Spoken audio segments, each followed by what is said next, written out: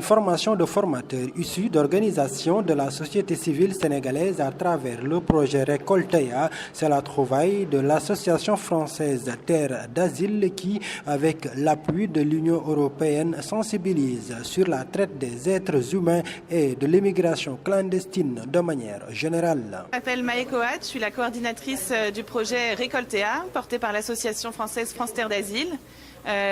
C'est un projet de renforcement des capacités de lutte contre la traite en Afrique qui a été développé depuis l'année 2017 dans 3 pays, la Tunisie, le Sénégal et la Côte d'Ivoire. Donc un projet de renforcement des capacités des associations pour mieux lutter contre la traite. L'événement aujourd'hui qui nous amène à Thiès est justement une formation de formateurs pour former les associations locales à sensibiliser leur communauté et leur public cible sur la traite, qui est un phénomène qui touche tout autant le Sénégal, la Côte d'Ivoire et la Tunisie, notamment les Sénégalais eux-mêmes, les Sénégalaises, mais aussi des étrangers au Sénégal. Donc nous sommes là pour expliquer un peu le concept de la traite des êtres humains, en quoi ça se traduit concrètement au quotidien pour les personnes victimes de traite, et quel est un peu le cadre légal sénégalais et international pour lutter contre ce phénomène. Donc aujourd'hui, nous en sommes à notre 4e session de formation de formateurs. Nous espérons que cela pourra permettre de diffuser un peu ces connaissances sur le phénomène et de permettre de lutter contre la traite dans le pays, notamment à Thiès. Ainsi, l'Union européenne cherche à mettre en synergie les ONG des pays européens et ceux africains pour essayer d'éradiquer ce phénomène. Nous intervenons avec un certain nombre de représentants d'associations, mais également de représentants de la municipalité de Thiès pour prévenir la traite des êtres humains et faire une formation à ce sujet.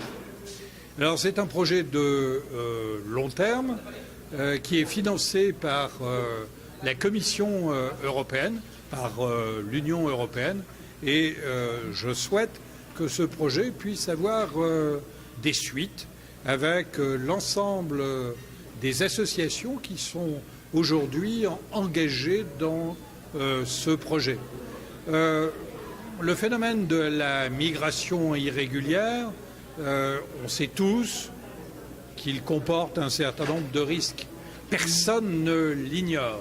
Et pourtant, ce sont des phénomènes qui continuent et qui mettent en danger des centaines, des milliers de vies parmi les plus jeunes.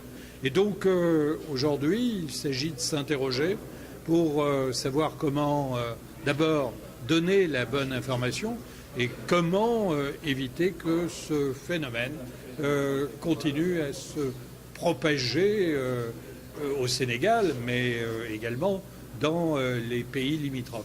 Alors vous voyez, c'est un programme d'envergure, avec des enjeux d'envergure, et que nous n'allons pas régler en une seule journée, mais que nous allons régler, je l'espère, dans une coopération très active entre les ONG du Nord et du Sud, les ONG. C'est une formation qui semble donner de l'inspiration à certains porteurs de voix, dont des slameurs qui ont assisté à la formation. Mon frère, si tu penses qu'à travers mes propos, je les tonce, tu te dis que c'est juste une sorte de jactance de ma part vis-à-vis de ces revenants d'Italie, d'Angleterre ou de France.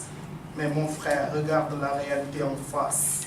Combien autour de toi ont réussi sur la terre d'enfance? Combien ont échoué en Italie, Angleterre ou France? Ceux qui s'en sont allés sans jamais revenir, j'en passe. L'homme propose, Dieu dispose. Mais bon Dieu, fais quelque chose pour ces causes qui nous opposent.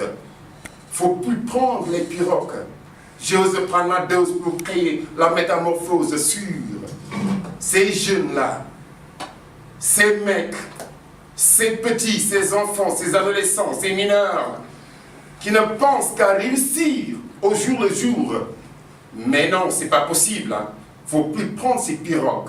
C'est l'enfer là-bas. Je vous remercie. La ville de Thiès, qui s'est fait représenter par le conseil consultatif créé par le maire de la ville Talla Sylla, s'est réjoui à travers son président Moustapha Aïdara de cette formation qui leur permettra d'avoir une meilleure connaissance des instruments juridiques dans le cadre de la lutte contre le trafic d'êtres humains. Nous allons donc mettre à disposition tout ce que nous allons tirer de ces ateliers qui se déroulent aujourd'hui et demain à la disposition du conseil municipal de la ville, mais également à la disposition de Michel le maire de la ville.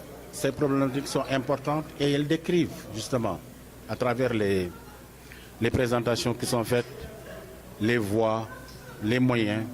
Et il y a vraiment tout un aspect du renforcement des capacités qui nous ont permis de comprendre d'abord, de nous familiariser avec les instruments juridiques qui existent, notamment la convention de l'ONU qui est consacrée à la question, mais également les pratiques qui ont cours à travers le monde, les circuits par lesquels passent les flux migratoires, les problèmes qui sont ressentis et sentis et vécus par justement ces personnes-là qui sont en déplacement.